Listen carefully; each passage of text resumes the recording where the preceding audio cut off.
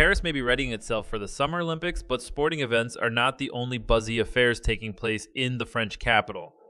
This past week, fashion designers converged in the city for Paris Fashion Week Spring-Summer 2025 menswear collections.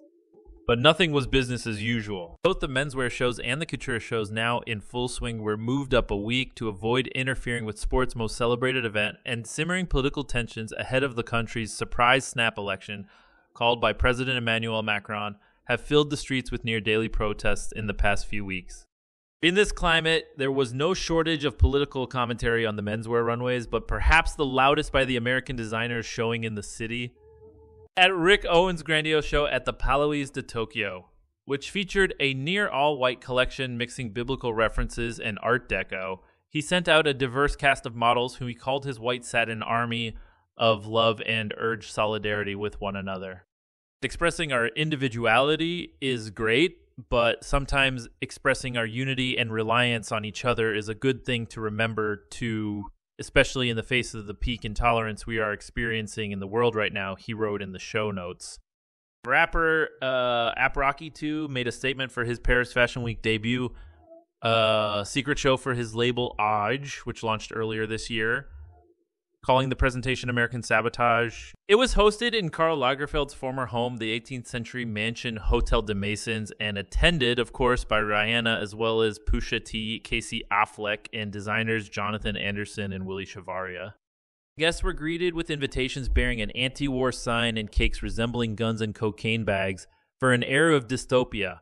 On the runway, models marched with their heads covered by American Eagle flags, wore slogans like "Don't be dumb," and carried plastic bags filled with cash. In the show notes, the rapper declared that his label is more than just a brand. It's a movement. We're wrecking boundaries and making statements through every piece, reflecting the spirit and resilience of our communities. This is fashion with purpose, where art meets activism, he explained.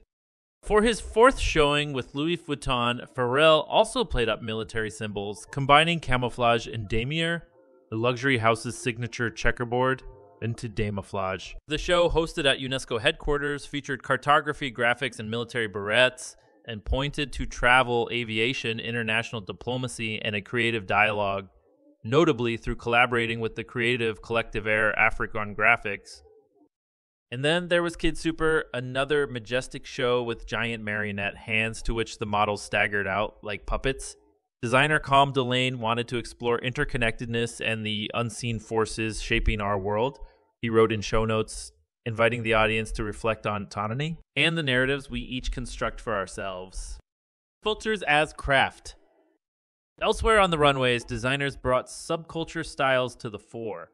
German magazine 32 showed something akin to techno couture, which bridged a party-to-office lifestyle. Minimalist and functional, clothes spanned neon orange workwear to folks' vintage sportswear to chokers and XXL cargo pants, all reminiscent of Berlin's legendary nightlife style.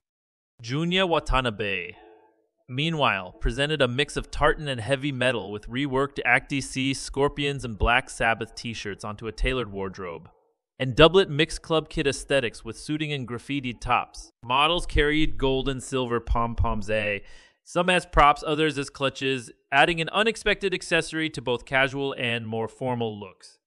And of course, there was queer fashion label Jean Friet with feather-adorned denim pants and belt bandeau skirts for all genders, entirely crafted out of deadstock. The designer wants to offer a wider range of expressions for men. For me, punk today means doing things locally, responsibly, just as much as addressing gender norms. Friet explained in an interview following the show. Pretty boys. Across the menswear shows, other designers joined Friet in redefining what menswear looks like.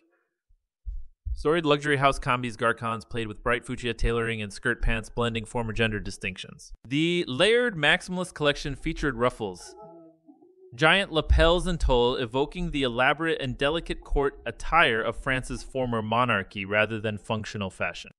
Japanese brand Sakai, meanwhile, brought experimental couture to everyday clothes with a collection that focused on the joy and freedom of discovery, offering up skirts, shorts, layered suits, and giant bouffant sleeves. The label Take also offered romantic lines, sheer shirts, floral motifs, and a sense of delicacy with candy-colored silk and satin, as well as coiled pin curls worn by models. Last but not least, Etude Studio centered its work on what artists might need, quoting Andy Warhol and notably Jean-Michel Basquiat as an inspiration for his laid-back, nonchalant sense of elegance as the trio of designers Jeremy Igri, Aurélien Arnett, and Jose Lamali described backstage. Dries bids goodbye. Belgian designer Dries Van Noten presented his final and 150th collection, stepping down from his role as of his eponymous brand after 38 years. Shown on a runway made of silver foil, the shimmery, delicate pieces were not a best of or retrospective, but a final collection that will no doubt sell. The show received a standing ovation as Donna Summer's I Feel Love set the ebullient mood. A giant disco ball appeared at the end of the runway, welcoming the guests to join the party, a celebration for Van Noten to take his final bow.